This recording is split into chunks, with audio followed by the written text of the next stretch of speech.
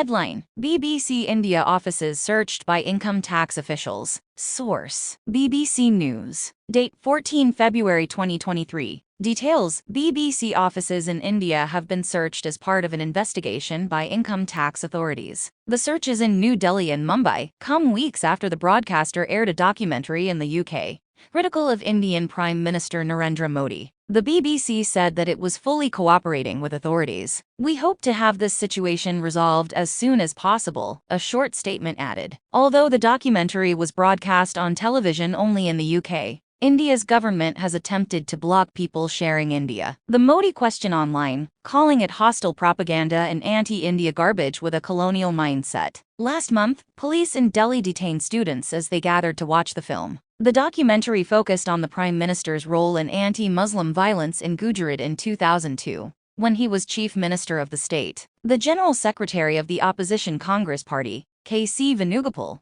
said Tuesday's search reeks of desperation and shows that the Modi government is scared of criticism. "We condemn these intimidation tactics in the harshest terms. This undemocratic and dictatorial attitude cannot go on any longer," he tweeted. But Gaurav Baisha, a spokesman from Mr. Modi's ruling Bharatiya Janata Party, BJP, described the BBC as the most corrupt organization in the world. "India is a country which gives an opportunity to every organization," he said, "as long as you don't spew venom." He added the searches were lawful, and the timing had nothing to do with the government. The Editors Guild of India, a non-profit group which promotes press freedom, said it was deeply concerned about the searches. "They are a continuation of a trend of using government agencies to intimidate and harass press organizations that are critical of government policies or the ruling establishment," it said. Amnesty International India's board accused authorities of trying to harass and intimidate the BBC over its critical coverage of the ruling Bharatiya Janata Party. It said the overbroad powers of the Income Tax Department are repeatedly being weaponized to silence dissent. The documentary highlights a previously unpublished report obtained by the BBC from the UK Foreign Office, which raises questions about Mr. Modi's actions during the 2002 riots. The rioting began the day after a train carrying Hindu pilgrims was set on fire, killing dozens. More than 1,000 people,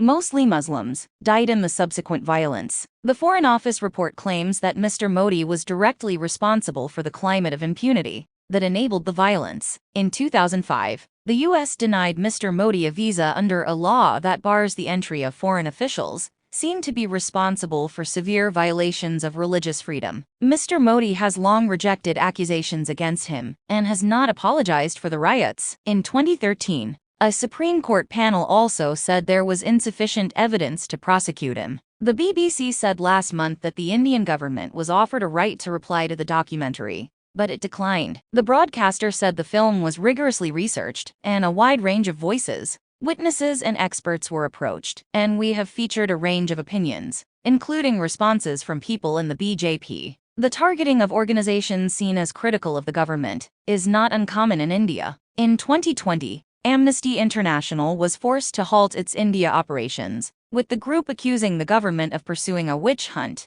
against human rights organizations. Oxfam was also searched last year, along with other local non-government organizations. The Editors Guild of India said tax authorities raided 4 other media outlets in 2021 after they carried negative coverage of the government. According to the non-profit group Reporters Without Borders, press freedom has fallen since Mr. Modi came to power. The group's World Press Freedom Index ranks India 150th of 180 countries, down 10 places since 2014. Thanks for watching. Please like, comment, and share. Don't forget subscribe and click the bell button to get update news reminder.